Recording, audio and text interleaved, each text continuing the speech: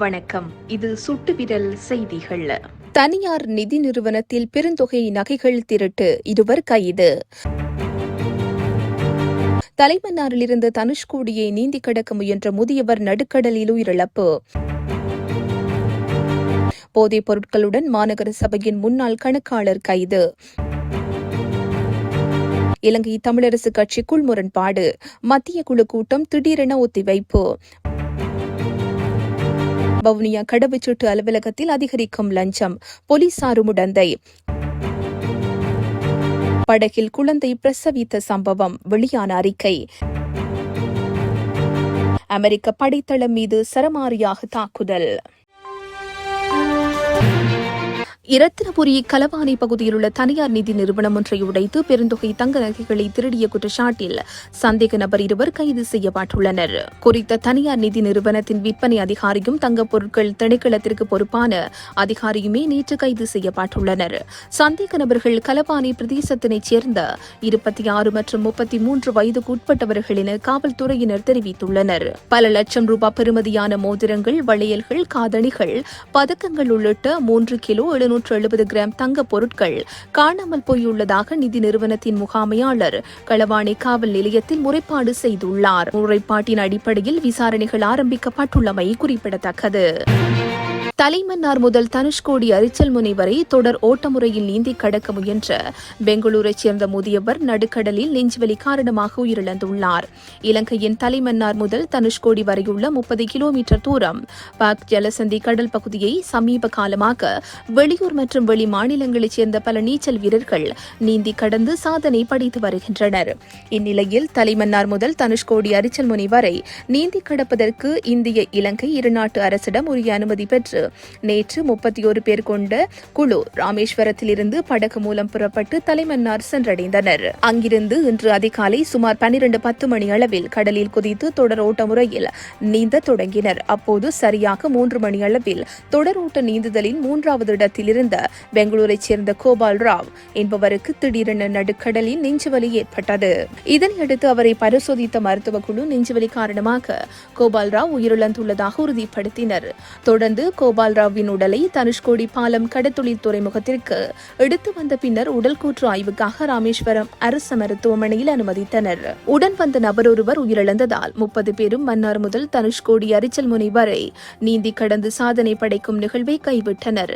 இந்நிலையில் கோபால் ராவ் உயிரிழந்தமை தொடர்பாக ராமேஸ்வரம் காவல்துறையினர் வழக்கு பதிவு செய்து விசாரணை மேற்கொண்டு வருகின்றமை குறிப்பிடத்தக்கது.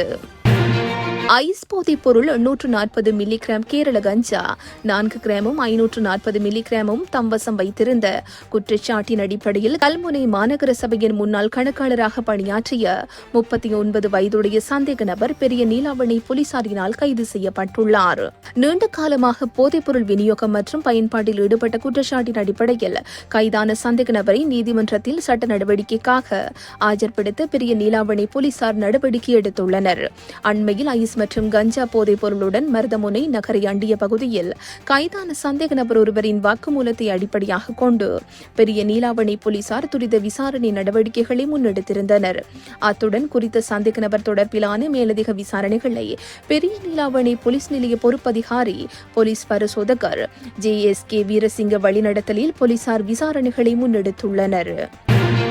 இலங்கை தமிழரசு கட்சிக்குள் ஏற்பட்டுள்ள முரண்பாடுகள் தொடர்பில் கட்சியின் மத்திய குழு கூட்டத்தில் கலந்துரையாடப்படவிருந்த நிலையில் கூட்டம் தற்காலிகமாக ஒத்திவைக்கப்பட்டுள்ளதாக கட்சியின் தலைவர் மாவை சேனாதராஜா தெரிவித்துள்ளார். கட்சிக்கு எதிராக தாக்கல் செய்யப்பட்ட வழக்கு திருகோணமலையில் நாளை மறுதினம் மீண்டும் விசாரணைக்கு எடுத்துக் கொள்ளப்படவுள்ள நிலையில் கூட்டம் ஒத்திவைக்கப்பட்டதாக அவர் குறிப்பிட்டுள்ளார்.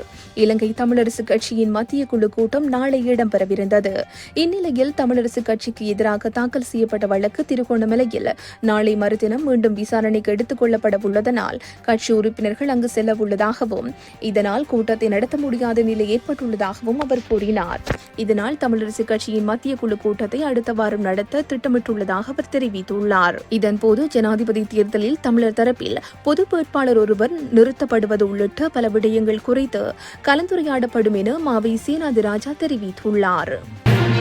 வவுனியா கடவுச்சீட்டு அலுவலகத்தில் ஒருநாள் கடவுச்சீட்டு பெறுவதற்கு வரிசையில் இலக்கம் பெறுவதிலிருந்து கடவுச்சீட்டு பெறும் வரையில் லஞ்சம் பெறப்படுவதாக பொதுமக்களால் குற்றம் சாட்டப்படுகின்றது.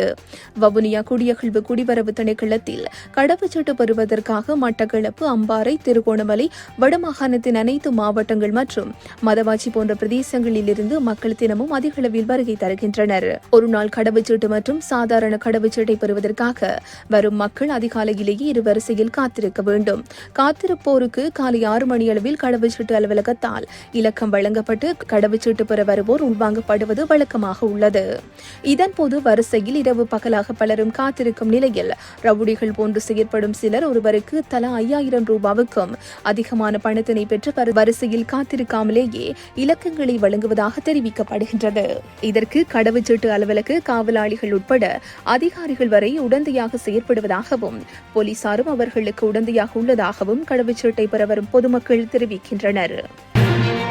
நயினாதீவு வைத்தியசாலையில் இருந்து யாழ் போதனா வைத்தியசாலைக்கு இடமாற்றம் செய்யப்பட்ட கர்ப்பிணி தாய் படகில் குழந்தையை பிரசவித்த சம்பவம் தொடர்பாக யாழ்ப்பாண பிராந்திய சுகாதார சேவைகள் பணிமனை தெளிவுபடுத்தியுள்ளது. யாழ்ப்பாண பிராந்திய சுகாதார சேவைகள் பணிப்பாளர் வைத்தியர் கலாநிதி ஆகேதீஸ்வரன் வெளியிட்ட அறிக்கையில் இந்த விடயம் குறிப்பிடப்பட்டுள்ளது. அந்த அறிக்கையில் அண்மையில் மேற்படி விடயம் சம்பந்தமாக பல ஊடகங்களிலும் இணையதளங்களிலும் உண்மைக்கு புறம்பான செய்தி வெளியிடப்பட்டிருந்தது. இவ்விடயம் தொடர்பான உண்மை நிலையை தெளிவுபடுத்த விரும்புகின்றேன். குறித்த கர்ப்பிணி தாய் நயினாதீவு பிரதேச வைத்தியசாலையிலிருந்து யாழ் போதனா வைத்தியசாலைக்கு இடமாற்றம் செய்யப்பட்ட போது கடமையில் இருந்த வைத்திய அதிகாரியும் குடும்ப நல உத்தியோகத்தரும் கர்ப்பிணி தாயுடன் படகில் கூடவே சென்றுள்ளனர். இவருக்கு படகில் பிரசவம் சம்பவித்த போது அவர்கள் இருவருமே பிரசவத்தை கையாண்டனர். தற்போது நயினாதீவு வைத்தியசாலையின் ஆம்புலன்ஸ் படகு பழுதடைந்த நிலையில் உள்ளது. இதனை திருத்தி பழைய நிலைக்கு கொண்டுவர முடியாது என தொழில்நுட்ப ஆலோசனை வழங்கப்பட்டுள்ளது. எனவே புதிய ஆம்புலன்ஸ் படகினை பெற்றுக் கொள்ளும் வரை தற்காலிக ஏற்பாடாக பயணிகள் சேவையில் ஈடுபடும் படகுகளை வாடகைக்கு அமர்த்தியே நோயாளர்களை இடமாற்றம் செய்கின்றோம். அவ்விதம் நோயாளர்களை இடமாற்றம் செய்யும் போது நோயாளர்களும் மருத்துவ பணியாளர்களுக்கு மட்டுமே அப்படகில் பயணம் செய்வார்கள். அப்போது வேறு பயணிகள் யாரும் அப்படகில் பயணம் செய்வதில்லை. மேற்படி செய்தியில் குறிப்பிட்ட கர்ப்பவதி சாதாரண படகில் அனுப்பப்பட்டதாகவும் படகில் இருந்த பயணிகளை பிரசவம் பார்த்ததாகவும் குறிப்பிடப்பட்டது முற்றிலும் உண்மைக்கு புறம்பானது என்பதை தெளிவுபடுத்த விரும்புகின்றேன் என குறித்த வைத்தியர் தெரிவித்துள்ளார். சிரியாவில் உள்ள அமெரிக்க படைத்தளம் மீது நடத்தப்பட்ட தாக்குதல் தோல்வியில் முடிந்துள்ளதாக அமெரிக்க பாதுகாப்பு அதிகாரி ஒருவர் தெரிவித்துள்ளார். சிரியாவின் ருமானியில் உள்ள அமெரிக்க தலைமையிலான கூட்டணி படைகள் வசிக்கும் தளத்தின் மீது ஈராக்கிலிருந்து ராக்கெட் தாக்குதல் நடத்தப்பட்டுள்ளது. இந்த தாக்குதலை நடத்தியவர்களை தேடி வருவதாக ஈராக் அதிகாரிகள் திங்கட்கிழமை அதிகாலை தெரிவித்தனர். இதேவேளை திங்களன்று ஈராக்கில் அல் அசாத் விமான தளத்திற்கு அருகே அமெரிக்க படைகள் 2 ட்ரோன்களை சுட்டு வீழ்த்தியதாக அமெரிக்க அதிகாரி ஒருவர் தெரிவித்துள்ளார். இத்துடன் இன்றைய பிரதான செய்திகள் நிறைவு பெறுகின்றன.